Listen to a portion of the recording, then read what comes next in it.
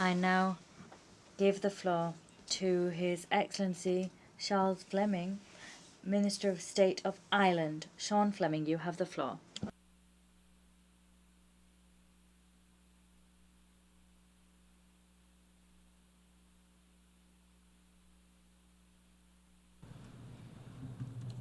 President of the General Assembly, distinguished heads of state and government, Secretary General and Excellencies, we gather here at a very important moment.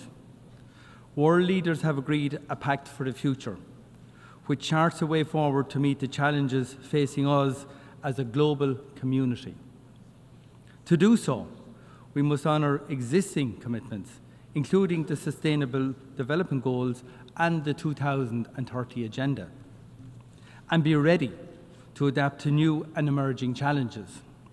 It requires us to address the interlocking crises of climate change, conflict, hunger, injustice and underdevelopment. And it requires us to protect the means to achieve progress. For generations, the multilateral system, with the UN Charter at its heart, has driven our best advances. I believe we have a shared responsibility to bring about a world in which each of us can thrive in safety, dignity and peace. We are accountable to those who will follow us and accountable to each other to uphold the UN Charter, to stand up for international law, to ensure the peaceful settlement of disputes, to defend the universal and indivisible nature of human rights, and to pass on to the next generation a functioning multilateral system.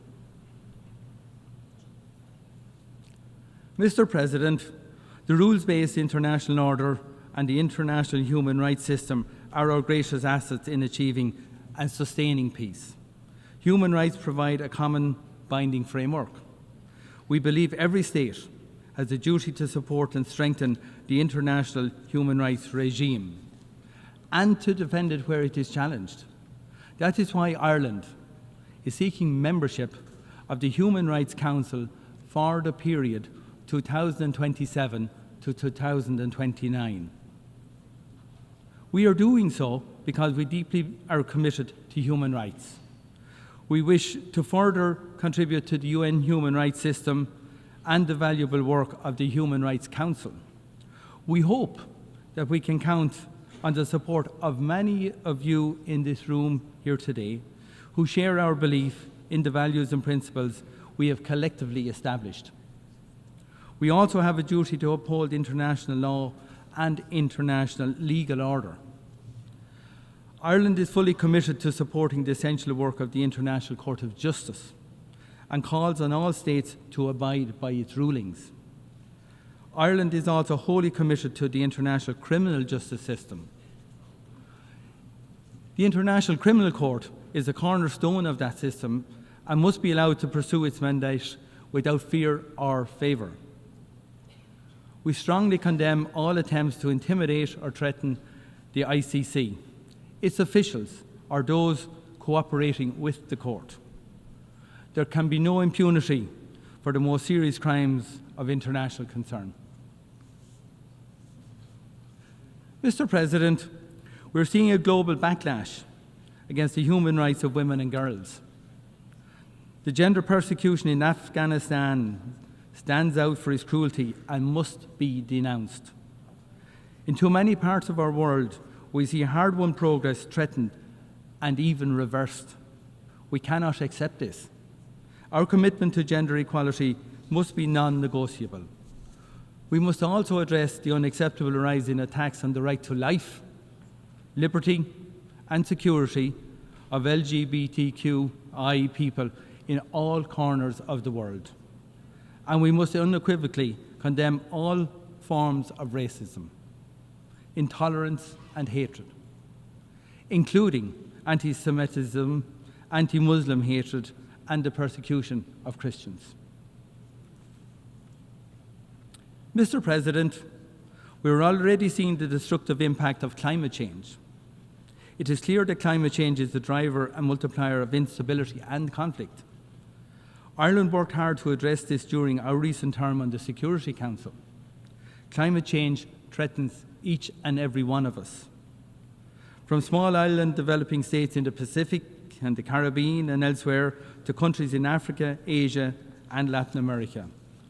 Those who have contributed least to climate change are among the most vulnerable to its impacts. This is an enormous injustice. As we approach COP29, we must do everything we can to reduce fossil fuel emissions.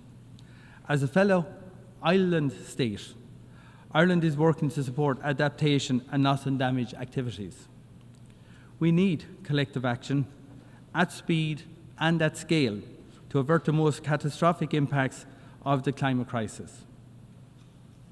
Ireland and our EU partners will play our role.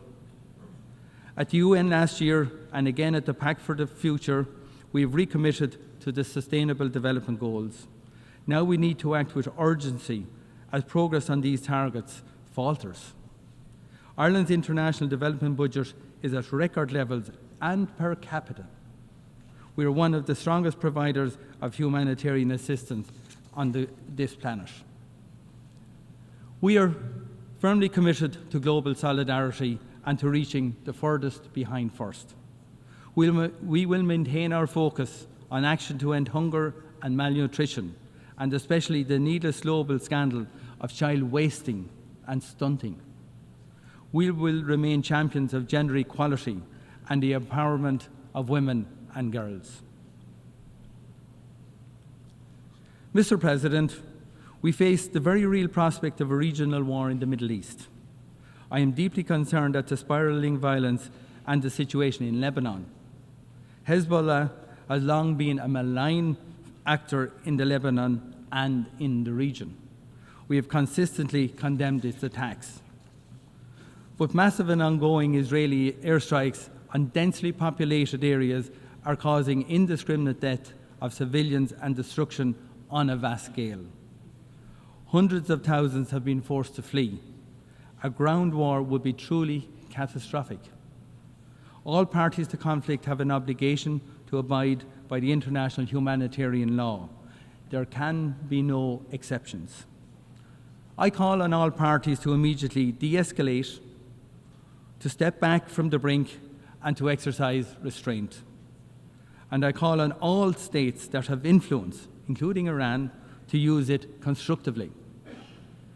We need to create the space for political and diplomatic solutions and to ensure urgent humanitarian assistance can get to those in desperate need.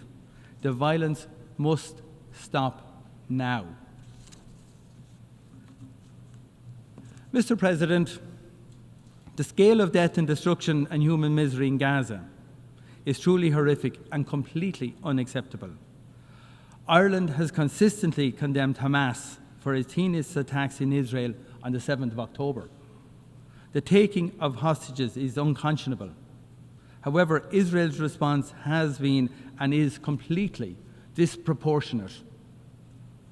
We need an immediate ceasefire and hostage deal, followed by a massive surge of humanitarian aid into Gaza. Instead, we are seeing an alarming escalation of the conflict in the West Bank and now in Lebanon. The violence and killing must stop. It has long been clear that the only viable basis for a lasting peace and security for Israelis and Palestinians is a two-state solution. The recent adoption by the General Assembly of a resolution on the advisory opinion of the International Court of Justice is a step in the right direction. The international community must now act to implement it. Ireland supports the global initiative launched last week here in New York to support the two-state solution. I encourage states to join in this shared effort. Mr. President, Russia's unjustifiable war of aggression against Ukraine represents a severe threat to the global multilateral system. A challenge to the norm that borders cannot be changed by force should concern us all very deeply. We should all be deeply concerned by defiance of the UN Charter by a permanent member of the Security Council. Undermining the rules-based order on which each of us, of our security depends, should concern us all. The transfer of ballistic missiles by Iran to North Korea, to Russia for use in Ukraine, is totally unacceptable. These transfers are unlawful and threaten international peace and security, and they must stop. This is not just a European security concern.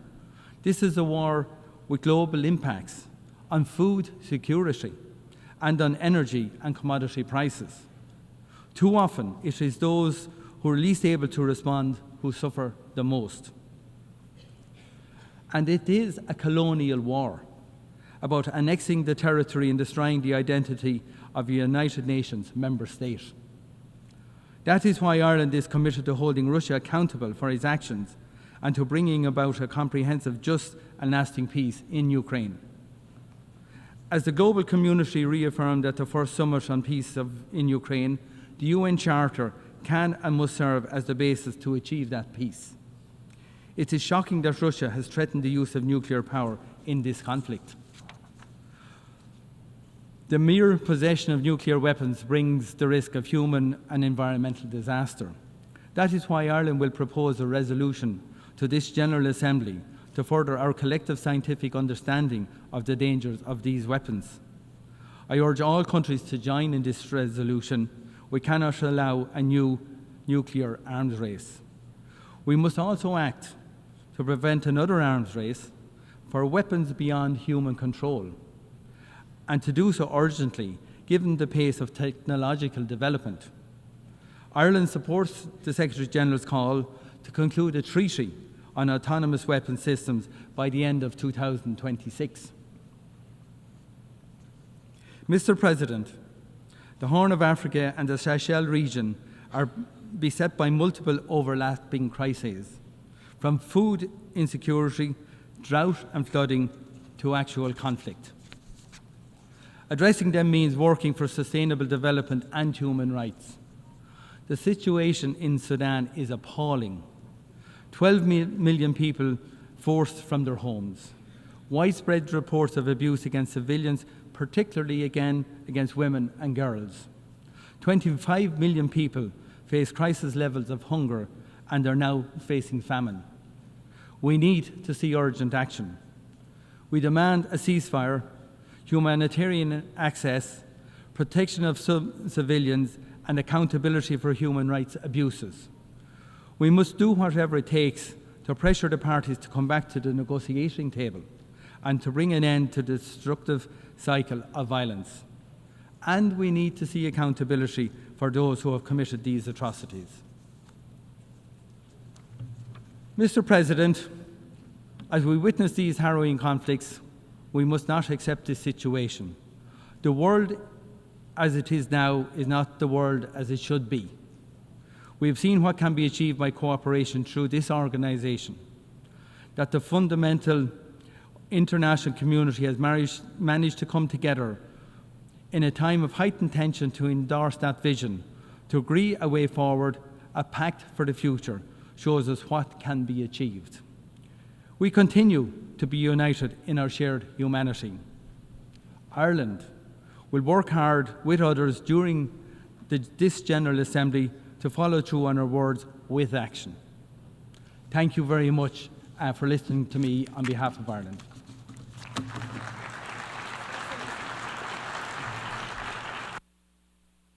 Muchas gracias al ministro.